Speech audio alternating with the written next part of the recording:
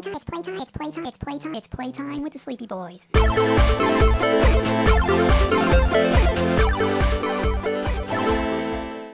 Alright guys, so we were planning on talking about celebrity deaths in the year 2020 with part of our 2020 episodes, but the problem is there's just been so fucking many. We've lost so many. And we got sucked into a wormhole. This little conversation that was supposed to be just a little bit that we are just kind of acknowledging ended up going way longer than we thought it was going to. Yeah, and what ended up happening is even since we recorded this, there's been more deaths. Like, we just can't keep up with all of the deaths. So here they are. You're going to start going off down a wormhole of all the other people we've lost. No, I'm not talking. We recorded this. We're doing this now. This is who it is. These are the people that have died. So we've had, the celebrity deaths that we get in most years. It's, like a handful. Usually. No, I feel like there are just as many as any other year. I think that the thing that I want to talk about is the fact of, you're not wrong. Like, I'm sure it does kind of hold up with every other year with how many we see. It's just, it seems like there's been just a lot more this year because it's a lot more of the, bigger names. Under normal circumstances, sure. Not to discredit any people that died. I remember when Alan Rickman died, I cried. I remember when Robin Williams died, I cried. But we've got a few big names that have died just in the last 6 months. So this year we lost Terry Jones of Monty Python. If you wish to be assigned to a research at the beginning of the year, like that. It happened so fast that I remember hearing about it 2 months after it happened. And the fact I was like, wait, what? Terry Jones? And that's, to me, that's really sad. Because, that's half the members of Monty Python that we have lost now. Yeah. Well, also that's kind of the thing that certainly with me, just kind of coming to terms with, because a lot of the people I love watching and stuff, and especially comedy, it's older comedies. There wasn't. And we can talk about the fact that Monty Python is one of the most. I hate people that use the term woke, but they were woke back in the 70s. They were very much ahead of their time as far as social statements. They back in 1980 something, they did The Meaning of Life. And one of the opening scenes of that film is the birth of a child. And the mother of the child asks the doctor, is it a boy or a girl? To which the doctor says it is a little early to be putting that kind of gender role on the child. Yeah. That was in fucking 1983. I was wrong. There are still 4 surviving members. We still have Eric Idle, John Cleese, Michael Palin, and Terry Gilliam. Yeah. Terry Gilliam would be probably of the 4 surviving ones the least recognizable. He did a lot more of the behind the scenes stuff.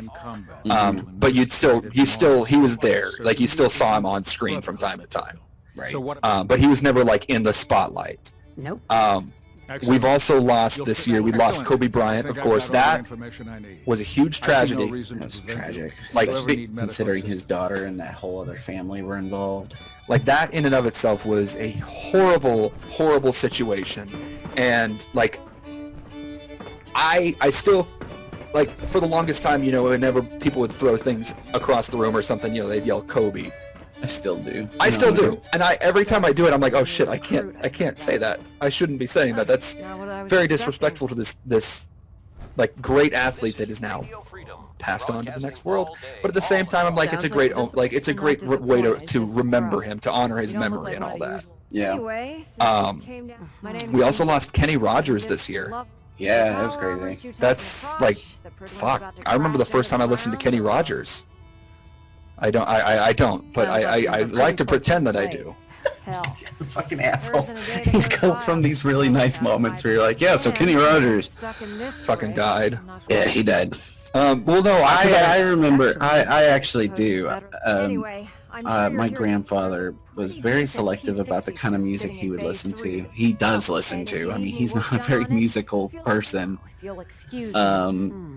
But Kenny Rogers was one of those that he was like, I like this guy. I think I really started listening to Kenny Rogers. I went through a weird phase in high school where I'd just go to a library and check out like 15 CDs at a time and just save all the music to my iTunes and then just listen to it on loop. And Kenny Rogers was one. I got his entire collection on my iTunes at one point. So like I listened to the guy a lot. I just don't remember when I started. That's all. I tell most of Sure. the recruits. We lost. Speaking of athletes, we lost Mayweather. I'm mostly Like, interested in weapons. Mayweather died, Of course. and he was young. Like he wasn't like he didn't die of old age. Like he died of health complications because of, well, you know, when you're a boxer. Bit of heavy lifting, Right. And sometimes after you're done with And he died like in March too, so that's like nobody. It was just one of those things that were like, by the way, everything's on fire in the world. Oh, Mayweather died too. Hope y'all can process that. Yeah, he was like he wasn't like super young, but he wasn't like old. Like he was probably He was only born in 1961. I just looked it up because I was trying to figure out how old he was. Yeah, he was only 58 when he died. Yeah. And like it's unfortunate that he died because like he just like when you're an athlete of any sort, like you're gonna have health problems later in life. It's just a fact of the matter. But when you're a boxer, like the amount of physical abuse that your body is taking on a normal basis just adds to that. We lost. Okay, I don't know if you'll recognize the name. His name was Irfan Khan. He was an Indian actor, but he's done some movies in America. He was in Jurassic World. We spoke about earlier with Vincent D'Onofrio. He was the owner of Jurassic World. Yes. I just looked up a picture of him. And like, absolutely. and Life of Pi. I haven't seen Life of Pi. But he died of a tumor, dude. Like, it sucks because like he had it was back in 2018. It was like he said like I have a tumor, and like he went through treatments for it, but he died because of the health issues. And like it's always unfortunate like when you hear about actors that die because of health issues, because like, he was only 53. Like he was he was in the prime of his acting career. Yeah, And I agree. It's just like it's sad.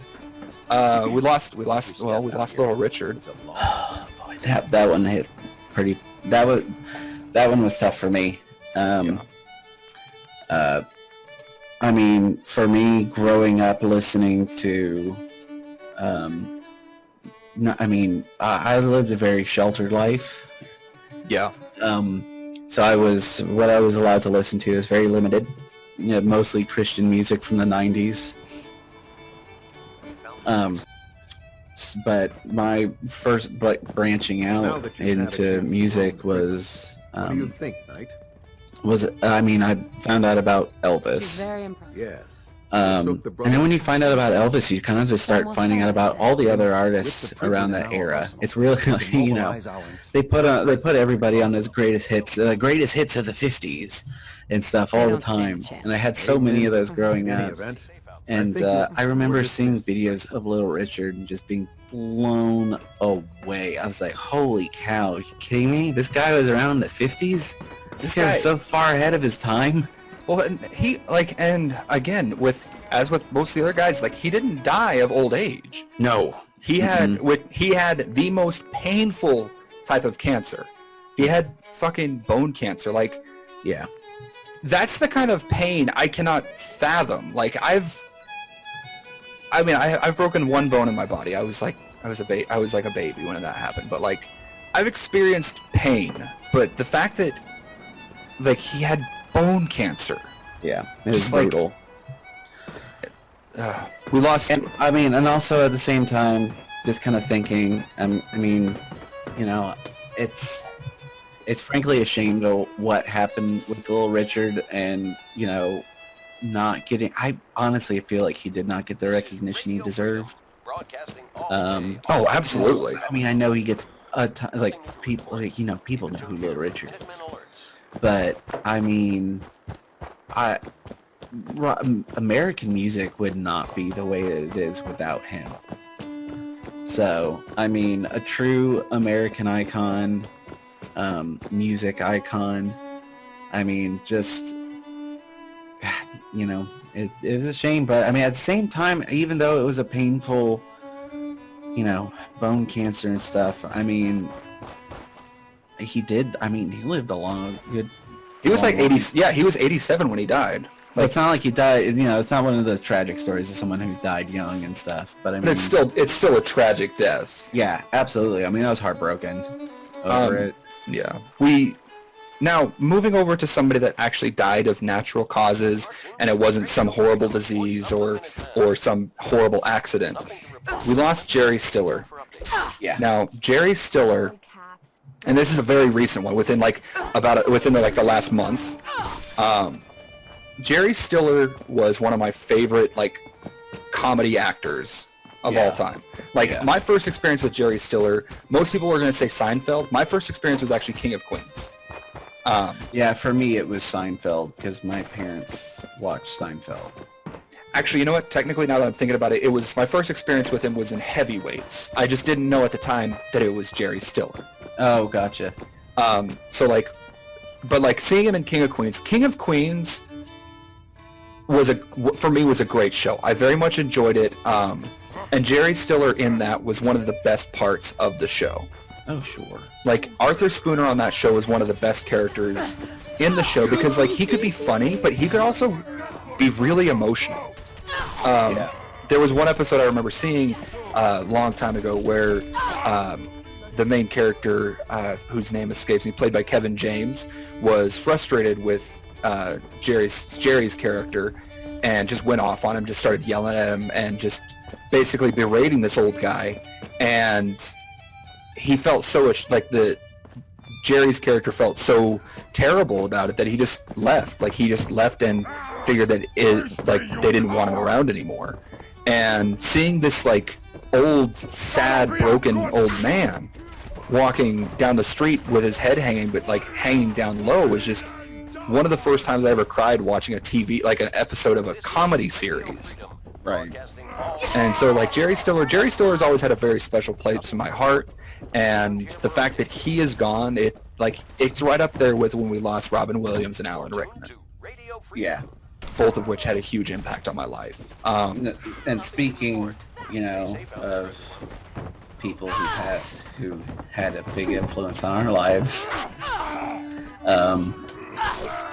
do you mind if I do this one? Do this one. Okay. We lost Fred Willard, and I think Fred Willard was probably one of, like, I would consider Fred Willard had his very. I mean, Fred Willard just played Fred Willard. Fred Willard was always Fred Willard. I mean, you know, it wasn't like those comedic actors that had their signature style but can get lost in a role. Fred Willard was just let out on stage, like, on the screen, and just like a wind-up toy. It was just like, whatever, like, man, I loved his voice. He has such a comforting voice. Yeah, it is. And one of the first movies I ever saw him in was Best in Show. Now this is what I'm talking about. Oh my god, that fucking movie. He just plays one of the announcers, the hosts for the dog show. Yeah. And he's just, like, brought in as this guy that's, like, very out of the water, doesn't really understand what's happening. Like, they have this little hound dog that comes, or, you know, a little hound come out, and he goes, hey, you ever think about putting on a little Sherlock Holmes hat on him or something, a little pipe with bubbles coming out? Just... Well, so, he's also one of those actors, like, you know who he is, but, like, if you see him on screen, you're like, oh, it's the guy from, he was in that, that movie, you know, the one with the movie with where he was in it. Like, you can never, like, yes, you know who he is, but like if you don't know the name, you're just like, it's that one guy from the movie that you saw. Yeah. And that's one of the, honestly, those are some of my favorite actors. Yeah. Is because like he's not like, he sticks with you, but not because he's so over the top with his characterization. It's just time he ended up being on screen, he was immediately my favorite person on screen. absolutely. There was a show that I watched for a long time. I'm trying to remember what it was called, but he was the host of this, like, it was kind of it was like My Weird Obsession. I'm just trying to remember. I can't remember what it was called. It was like Strange Addictions or something. No, it was My Obsession. That's what it was. What is it? Totally Obsessed. It was called Totally Obsessed. And he would literally just be sitting at a desk with a map of the U.S. behind him, and he would just do weird intros for each of these weird obsessed people. And I loved watching it because it was just so, like, he was just so ridiculous about what he was about to introduce. Yeah. But like it didn't feel weird, you know? Right. I But- absolutely agree. But Fred Willard, And then, Williams- of course, Anchorman. Anchorman, of course. Harold and Kumar Go to White Castle. Who did he play in that? I'm trying to remember who he was. I haven't seen that movie in forever. He played the dean of admissions at the very beginning of the movie. Oh my god, you're right. Dude, and his bit was so small, like so small. But the fact, like, what he did in those like few seconds was so amazing, because it wasn't like he didn't have a whole lot of lines. He had like 2 or 3 lines, but it was a lot of physical stuff that he was doing.